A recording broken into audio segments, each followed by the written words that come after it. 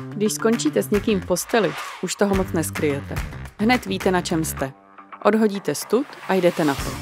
Já jsem díky našim partnerům Marieli a Lšomá by Materaso taky v posteli. S vámi. Jmenuji se Ginela, nic neskrývám, odhazuji stud a jdu se ptát. Chci totiž, abyste byli dole bez starostí. Tak na co si připijeme? Stop sexuálním tabu. No tak to je krásné. Dnes jsem si pozvala Magdu alias bez hormonů, se kterou jsme probrali menstruaci, sexuální praktiky, výtoky a spoustu dalších nejčastějších otázek mladých, na které se ptají i v 11 v noci. Dnešním hostem je Magda, která úspěšně šíří osvětu a boří tabu v oblasti intimity a sexuality na internetu, respektive v onlineu pod profilem bez hormonů. A primárně se orientuješ teda na mladý. Na mladý holky, nebo nevím, jestli i kluky, ale asi primárně holky. Co jsou takový nejčastější dotazy prostě od mladých holek v dnešní době?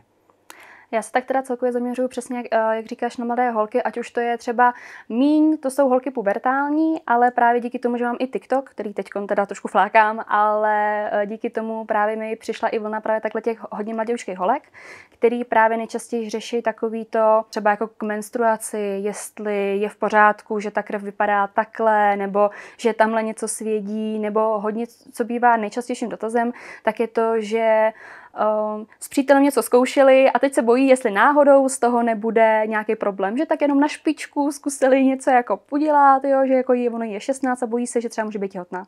A že hnedka plašej, píšou třeba to, kolikrát je zpráva třeba v 10:30 večer a teď co mají dělat, jestli druhý den mají dojít někam do lékárny pro nějakou pilulku, nebo co se děje. A já právě tady v tu chvíli tak vidím to, že ty holky vůbec nemají přehled ve svém cyklu. Že potom si říkám, kdyby třeba věděl, říkám, a když jsi měla menstruaci, čeká tě v té menstruaci třeba během pár dnů, nebo máš chvilku po menstruaci, aby třeba věděla, že jak je to třeba s plodnýma, neplodnýma dnama, že kdyby to sledovala, tak se toho nemusí tak bát, tak klidně už takhle od mlada může a tak podobně. Je pravda, že my se tou edukací snažíme taky hodně zabývat a vlastně to, co nám rezonuje, prostě ať už je to od těch matek, nebo je to nějakým způsobem hlavně teda z ordinací gynekologů, tak je to právě obrovská neznalost vlastního menstruačního cyklu a toho, co se v jaké fázi děje, kdy vůbec můžu otěhotnět prostě a jaký je tam výkyv jakoby těch hormonů vlastně jakoby po celou dobu toho cyklu. Neřeší jenom tu menstruaci prostě těch pár dní, ale vlastně je tam velká jakoby neznalost toho cyklu. Myslíš, že se to zlepšilo třeba za posledních pár let, co minimálně se v tom ty pohybuješ? Tak tady v tom, já už jsem v takový bublině, kde mi přijde, že ty lidi už se v tom vyznávají a taky nějak tuší přesně, jak se vůbec třeba počítá délka menstruačního cyklu, co je za fáze, co mají kdy očekávat, že musí čekat to, že nebudou furt stejně energické, furt stejně veselé a tak podobně. Ale já to vidím tak, že vlastně mě je teď 25, čerstvých celkem, že jsem se na to nezvykla, tak dejme tomu, když mě bylo třeba těch 15-16, tak ta edukace dobrá vůbec nebyla. Tam to bylo o tom, že my jako holky jsme ani neměli nějakou potřebu si o tom víc zjišťovat. Přišlo mi to tak, teda, že jsme minimálně mezi mýma kamarádkama, tak jsme prostě vůbec neměli nějaké tendence si zjišťovat informace, jak vůbec dole vypadáme, jak je to s cyklem, že je normální třeba, že takhle v tom, já jsem měla první menstruaci třeba ve 14, takže je normální, že třeba ještě v těch 16 ta menstruace nepravidelná, protože ji mám relativně krátce. A tohle to jsme nad tím vůbec nepřemýšleli. U nás to bylo o tom a právě, jak to mám i spojený s tím svým profilem bez hormonů, takže v těch 15-16 nám byla nasazena hormonální antikoncepce a tím jsme se už úplně přestali starat o svůj cyklus. A pak jsme to už neřešili. Vím, že prostě všechny holky tak jako vždycky jenom pravidelně jim pípnul budík, kdy si mají vzít prášek a to bylo celé, co se tak jako řešilo, pak že teda byla ta pauza na menstruaci, v úzovkách menstruaci. To jsem třeba zjistila až třeba po nějakých 6 letech užívání, že to není úplně taková ta typická menstruace, když se na to člověk podívá z hlediska hormonů a tak. A dá se říct, že jsem se víceméně tady tomu tématu vlastně sama sobě, sama své cykličnosti jsem se začala věnovat až před založením profilu a teď to vlastně bude nějak 4 roky, si myslím, nebo 3 nebo 4 roky teď, co vlastně jsem založila profil. A to jsem teprve vlastně v nějakých svých 21, 22, tak jsem teprve začala se sama sebe zkoumat. No, což je ještě hezký, každopádně teda děkujeme za tu osvětu, že už to tak dlouho trvá. Ale to je ještě hezký, protože vlastně zkušenost doktorů velí, že žena se opravdu o sebe a o svůj jakoby cyklus začne starat až ve chvíli, kdy chce otěhotnět a nejde to. Ano. Protože teprve začne zjišťovat, jak je to možný, už 3 měsíce to zkoušej a ještě není těhotná, což pojďme si říct, že 3 měsíce není žádná jakoby dlouhá doba, zvláště když nezná svůj hormonální cyklus nějakým způsobem. Takže to ještě 21 je krásný věk, jo? To je krásný, takže to gratulujem. Proč to ty holky nevědí? Doma se to prostě neříká, nebo ve škole se to neříká, nebo jak to, že vlastně holka nezná svůj jakoby menstruační cyklus nebo hormonální cyklus? Já si myslím, že to furt v nás drží to tabu skrz tady to téma, že není úplně normální se ve společnosti bavit už jenom o já to furt beru k té menstruaci, která je taková ta nejvíc viditelná část toho cyklu a tak se nejvíc řeší, ať už to je třeba, i když řeknu reklamy na vložky a tak podobně. A právě je to braný jako něco nechutného, co by ty ženy by měly být naučený tohle řešit doma za zavřenými dveřmi, nejlépe, aby s tím neotravovali okolí, aby prostě byly nějakým způsobem, jak to říct, aby se jim nějak neměnily nálady, aby prostě dělali, že jako jsou všechno v pořádku a tohleto. A od toho si myslím, že se to odvíjí. A hlavně bych řekla, že samozřejmě je ten základ v rodině, aby tak nějak se matky nebály s dcerami mluvit o tady tom tématu, ale ono je blbý, že ty matky sami nemají nějaké to sexuální vzdělání a ty jejich matky už je to vůbec neučily. Já když to třeba vezmu u sebe, tak my máme s maminkou úplně skvělý kamarádský vztah, ale stejně tam nebyla nějaká pokročilá edukace tady v tom směru, že je prostě dobře, je menstruace. Naštěstí to nebyl takový ten typ mamky, který by mě děsil, že ježišmarja, teď prostě konec světa, protože ti začala menstruace, ale bylo to relativně v pohodě, ale stejně jsme to neuměli moc rozebrat. Já právě teďko nedávno, tak já teďko pracuji na takovém jednom projektu o vzdělávání mladých, a kde jsem právě tvořila vlastně informace, úplně jako jednodušší informace o tom, jak je to s vajíčkem během menstruačního cyklu. Jo, že jde prostě, kde dorůstá, tohle teď nějaký dominantní furku, blablabla. A já jsem k tomu dělala i obrázky a teď jsem to ukazovala mamce. A ta se na to podívala, tak jakože je hezký. A pak už jsem jí chtěla brát ten tablet z ruky a ona, počkej ještě chvilinku. A pročítala si a vlastně jakoby si uvědomovala nějaký ty informace, že vlastně jak to s tím vajíčkem je a že a jo, je to takhle. A to prostě jako musím říct, že mi to pobavilo. Říkám, mami, tak já ti to ještě jako všechno ti to potom nazdílej. Knížečka víceméně jako potom pro holčiny někdy jako v koncem základky a vlastně i takhle pro ženu, když to řeknu, teď by mě určitě vynadala, ale prostě před menopauzou, to jsou vlastně jako nové informace, které by měly být vlastně úplně základní. Co říkali rodiče, když jsi si založila ten profil?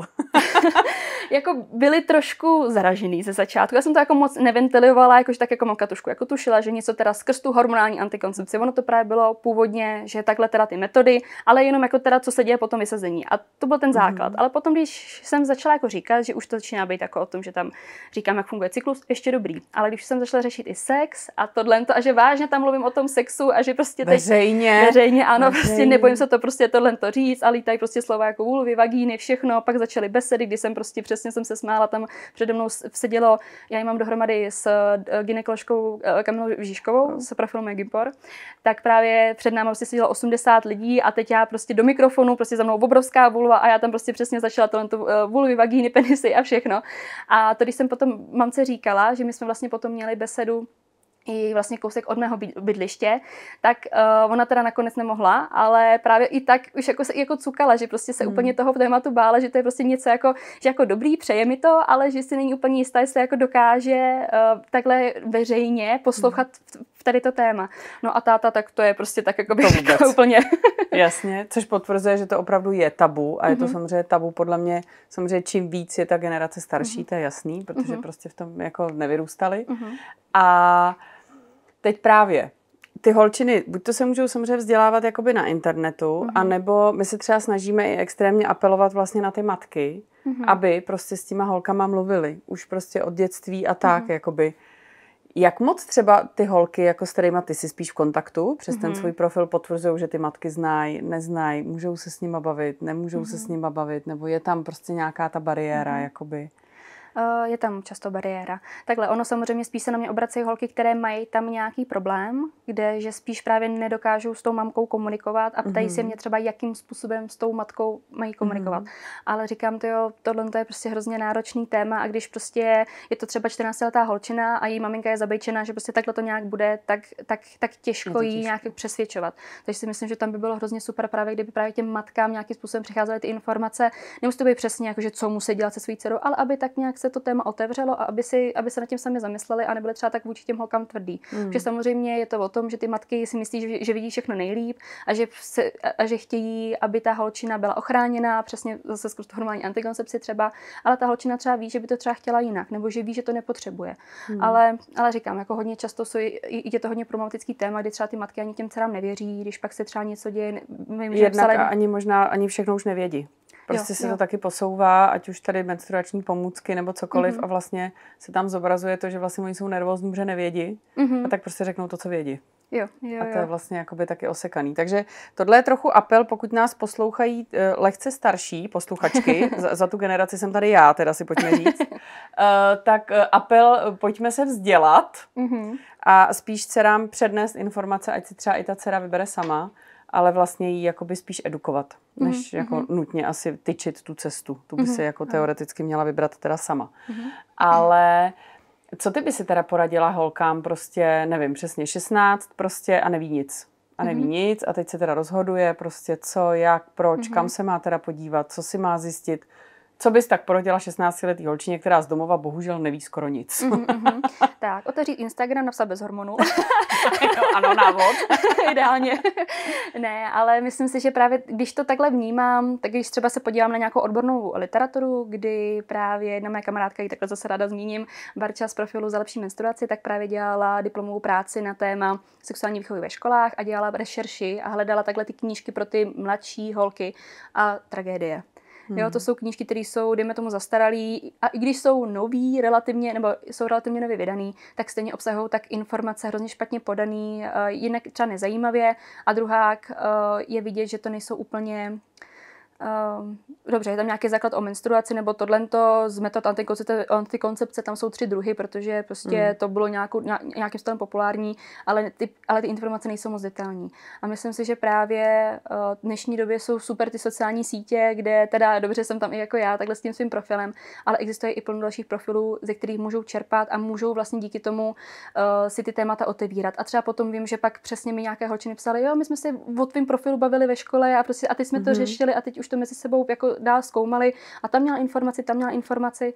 Samozřejmě u toho je pak těžký, že ne všechny informace můžou být správný, ale to už potom stejně je potřeba je to riziko, tom, no je to riziko, ale to asi si myslím, že celkově to je i jako v jakýmkoliv jiném tématu a prostě ty lidi musí sami tak nějak si zkusit najít tu správnou cestu, protože co si budeme, ne ani vždycky gynekologové podávají úplně ty informace přesně takovým tím správným způsobem, že třeba sami se třeba do toho nechtějí tak jako zavředávat, tak to tak jako jenom osekají a ve finále to není třeba to, co ta holčina si představovala, co chtěla jako zjistit za ty informace. Takže je to takový, je to hrozně náročný tady v tom. No, vždycky říkám, jako jak najít ty správné informace, když prostě jsou hodně těžko dostupný a když už tak není úplně jistota, že jsou ty informace podané správně. No. Určitě, to si asi každá ta holka opravdu musí jakoby přebrat sama, co z toho internetu má pocit, že je relevantnější, nebo koukat aspoň na zdroje třeba, nebo z čeho se čerpá minimálně. A tady asi jenom bych ještě apelovala na ty holky, pokud nejsou spokojený se svým gynekologem, tak ho prostě vyměňte. Ano. Můžete a prostě není nic horšího, než chodit podle mě jako s nějakým prostě odporem jako na gynekologickou prohlídku. Takže to jeden a ještě jeden apel nenápadnej, tak jako ty si říkala otevřít Instagram a najít bez hormonů, tak já ještě říkám, přečtěte si knížku Příběhy vagíny. Tam vlastně je to podaný jak pro ty matky, tak vlastně pro ty dcery a je to nějakým způsobem přehled vůbec jako vaginálního zdraví a prostě jako vaginálního vzdělávání. Takže to ještě bych se tady přihrála polívčičku. Jasně, to je potřeba. Ale ono i články na webu jsou taky super, že se taky je to seriál Příběhy vagíny. My jsme z toho pak vlastně vydali jakoby i knížku právě protože máme pocit, že prostě to chybí.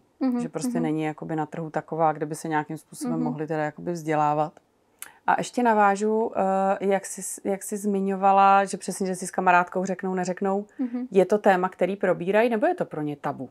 ať už je to prostě intimita, vagína, sexuální život, anebo jenom třeba ten sexuální život, první zkušenosti, ale víc nic jako neřešej, nebo jak moc v dnešní době si kamarádky prostě v tomhle věku sdílejí ty informace.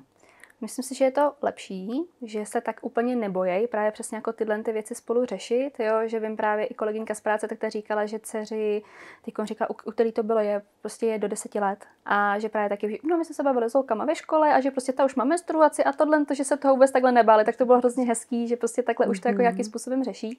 Ale myslím si, že stejně z těch témat jsou vystřihávána taková ta míň komfortní, taková to, za které se holky stydí, že třeba mi přijde, že přesně řešit tu menstruaci, protože to má každá.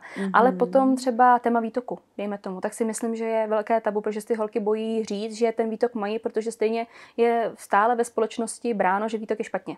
Obecně. Takže to si myslím, že to je takové to, když použiju to ošklivý slovo, ano, nechutné. Což si jako, že je bohužel škoda, že plno věcí je právě bráno jako nechutných a tak ty holky vůbec o tom nechtějí mluvit a přitom právě přesně je to třeba úplně běžný a kdyby třeba se o tom bavili mezi holkama, tak zjistí, že ten výtok je fakt v pořádku a není to žádný problém. Není to vlastně žádný problém. A ptají se tě třeba holky na těch profilech na nějaký tyhle ty diskomforty, ať už to jakoby je v pořádku nebo není, ale přesně výtok, mykóza, svědění, pálení. Jo, ptávají se na tohle. Takže nevědí.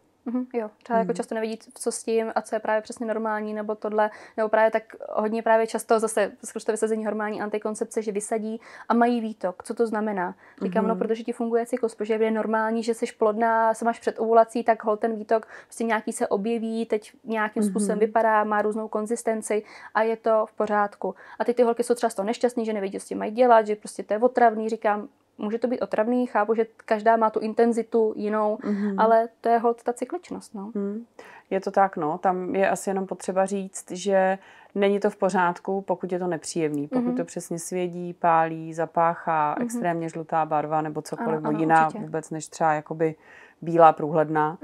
Ale pokud to přesně způsobuje ten diskomfort, tak to je asi důležitý říct, že v tu chvíli by to vlastně ty holky měly teda řešit. Ať už zajdou ke gynekologovi nebo nějakým způsobem do lékárny se zeptají na nějaký prostě jakoby bobule a nebo to zkusit s tou matkou.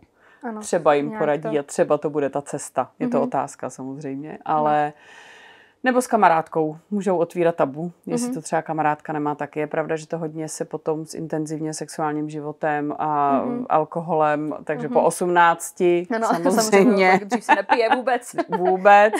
Takže samozřejmě strava, alkohol, prostě sexuální život, to všechno na to má vliv, takže tam asi se to pak jakoby zintenzivňuje, tak nevím, jak moc máš portfoliu svým sledujících, jako úplně ty pod 18 a nad 18, jak moc se tě ptají nebo neptají na tyhle ty věci. Ono tady skrz to mě třeba napadlo, že potom třeba hodně jsou i holky překvapený, jak to je s léčením různých infekcí, mykóz a co se týče třeba s partnerem. Jo, že vím, že potom to hodně řeší, že mají nějaké diskomforty po styku, který třeba mají nechráněný, protože si třeba neradí použít kondomy nebo tak. A že jsou pak vlastně hodně často překvapený, že musí se nechat přelečit i partnera, že by správně i ten partner měl to nějakým způsobem řešit, a ne, že ona se tady pracně zaléčí a pak zase začnou sexuálně žít a najednou je to zpátky. Jo, takže to taky třeba hodně často nevidí, co celkově se mají třeba i starat o své intimní partie kolem sexu. Taková ta klasika, že se mají vyčurat, to vidí všichni. Nebo většina, že takový to prostě, nebo jako to vědí. Nedávno jsem na to dělala anketu, že holky to vědí, ale prostě to stejně nedělají, protože jsou prostě líní, pak si postele stát nebo od někud prostě dorazit. Ale potom takové to přesně jako řešení okolo, že i se ještě stává, že třeba při tom sexu tak dochází k tomu, že mají třeba anální styk a potom přechází na ten vaginální a tam není žádná hygiena přesto, takže pak se diví, že mají nějaké mykózy nebo nějaké problémy, tak říkám, no asi jakoby ta infekce se tím může přenést, nebo prostě E. coli a tak, že? A tak spíš si jakoby neuvědomují takhle ty širší souvislosti, se dá říct, jo? Že to není jenom to se vyčurat, ale prostě všechno. A ono všechno souvisí se vším, ale to vlastně souvisí hlavně s tím jako věděním a s tou edukací nějakým způsobem. A tam právě asi je důležitý říct, že samozřejmě jakoby ty kvasinky a bakterie, E. coli a podobně, tak to samozřejmě může nastat. V tu chvíli je potřeba přeléčit i partnera. A pokud vlastně žena trpí nějakým diskomfortem po sexu, tak to i třeba nemusí být úplně ještě nutně nějakým způsobem infekce, ale je to vlastně jenom změna toho pH.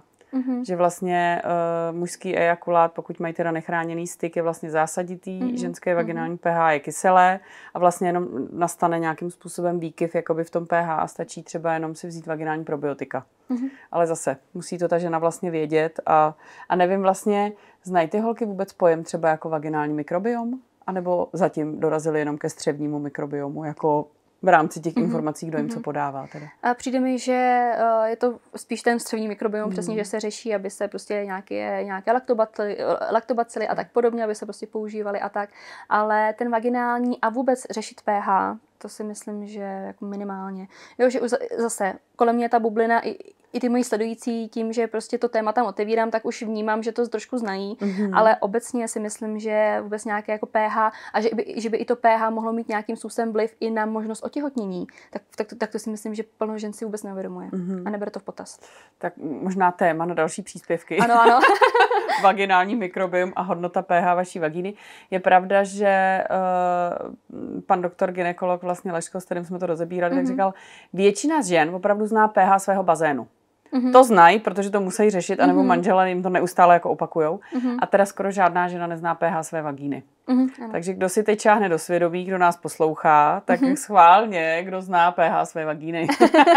A nevím, dělala jsi anketu někdy na profilu, jestli znají holky pH své vagíny, nebo myslím, ještě jsem ne? dělala, já jsem tady to téma rozbírala někdy v létě a myslím si, že jako teďko nedokážu přesně říct, kolik to bylo, ale věřím tomu, že většina neznala a vůbec se nenapadlo nad tím přemýšlet. Takže změřit. Změřit. Ano.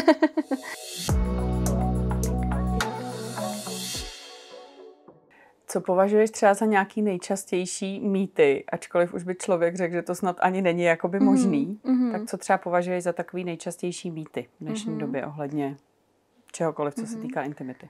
Já celkově takhle mýty na profilu řeším. Je to takový právě jako zajímavý téma, co člověk jako zjistí právě, že ještě furt koluje internetem a celkově společností. Tak bych třeba brala to, že se dá víceméně otěhotnět kdykoliv během cyklu. To si myslím, že bývá hodně častý, kdy ty holky si žijou v tom, že přesně takové ty neplánované těhotenství stanou se, tak přece je asi možný, že může otěhotnět jako prostě kdykoliv. Ale vůbec si neuvědomují to, že v tom cyklu je nějaká ovulace a že po ovulaci prostě už se otěhotnět nedá. Samozřejmě chci jenom apelovat v to, že je potřeba vážně znát svůj cyklus a vážně po nějaké době zkoumání cyklu říct, že vážně tadyhle mám a opravdu ovulaci, vím, kde je ovulace. Opravdu vím, kde je ovulace, kdy mám plodný, kdy mám neplodný, kdy není to tak jenom, že se podívám do kalendáře tadyhle v mobilu, že tak jako to nějak vypočítám, to jako je důležité říct. Ale i tak celkově žena bývá, když vezmeme ten průměrný cyklus nějaký třeba 29-30 dní, tak z těch dnů tak je žena reálně plodná nějakých 5 až 7 dní. S tím, že doopravdy otěhotnět může jenom v rámci ovulace a to je nějakých těch 24 hodin. Ono ty dny navíc jsou kvůli spermím, který mršky si můžou počkat někde v děloze a potom při ovulaci doputovat tomu vajíčku. Ale ve finále to máme z 30 dnů nějakých 5-6, takže dejme tomu si 24 dnů, kdy ta žena, i kdyby měla nechráněný styk, tak by nedošlo k otěhotnění. Ale zase je potřeba to znát a nenechat to být, to je vždycky jako na to ještě 100krát upozorňuju. Ale reálně, vážně by stačilo se prostě jenom nějakých 6 dnů chránit. My jsme třeba byli překvapení, že jako to, že to teda nevědí třeba takhle jakoby mladý holky, prostě do 18 nebo kolem 18, když nám jako opravdu, ale to bylo několik gynekologů, to není jako jeden nějaký gynekolog, ale vlastně jako fakt spousta doktorů jsou vlastně v šoku, že za nima chodí ženy prostě 30+, že nemůžou otěhotnět a celý to vlastně skončí na tom, že položí základní dotaz, vůbec jestli teda souložej, tak jednou měsíčně není úplně frekvence správná, samozřejmě, když se člověk opravdu snaží o miminko. No ale potom přesně, že oni vlastně vůbec nevědí, zda mají a kdy mají ovulaci. A vlastně se diví, že třeba 3 měsíce nemůžou otěhotnět, ale oni vůbec nevědí, kde mají ovulaci, protože přesně evidentně žijou v tomto mýtu, že můžou otěhotnět jakoby kdykoliv. Takže tady si myslím, že ještě opravdu velký prostor pořád na jako tu edukaci. Ta ovulace je podle mě furt taková jako... Že ona není vidět. Tak není to menstruace, ano, není to menstruace. Takže pak ty ženy žijou v tom, že třeba něco tam vůbec třeba nevidí, že vůbec třeba ovulace existuje, anebo vůbec nevidí, jestli probíhá nebo ne. Takhle, některé ženy třeba, je to tak, že prostě mám před ovulací silnou bolest pod bříškou, že přesně, jak tam prostě se začíná uvolňovat ten folikul a všechno.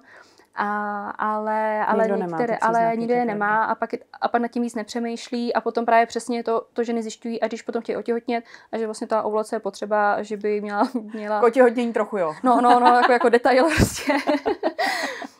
Tak prosím vás, ženy, víte, kdy máte ovulaci?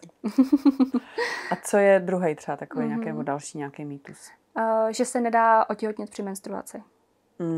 Tam je to takové, jako dá se říct, slovíčkaření, že přímo k tomu oplození nedojde při menstruaci, protože to je právě přesně ta ovulace, která je později, ale právě když má třeba žena kratší cykly, tak ty plodné dny mohou zasahovat třeba do posledních 2 dní menstruace.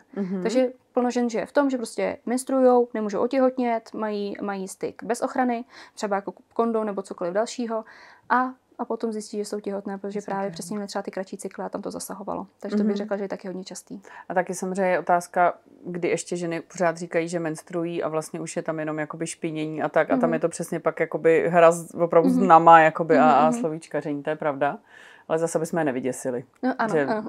úplně běžně se neotěhotní teda při menstruaci, regulérní jakoby menstruaci, když to tak vemem. A do třetice měla bys tam ještě nějaký takzvaný špek, co je třeba takový mýtus, s kterým se setkáváš? Třeba ještě, když to takhle vezmu skrz ty metody antikoncepce, ochranu, tak si třeba někdo myslí, že když použije 2 kondomy, takže to je mnohem lepší ochrana, že díky tomu je to jako 100% už úplně. Že vůbec. Ale že může být 2 děraví, to jim nikdo neřekl. A že tím, že jsou 2 a tak tím, že se budou třít, takže tak můžou právě být s větší pravděpodobností prasknout, tak to si vůbec nevydobujou, no. No tak to jsou metody teda.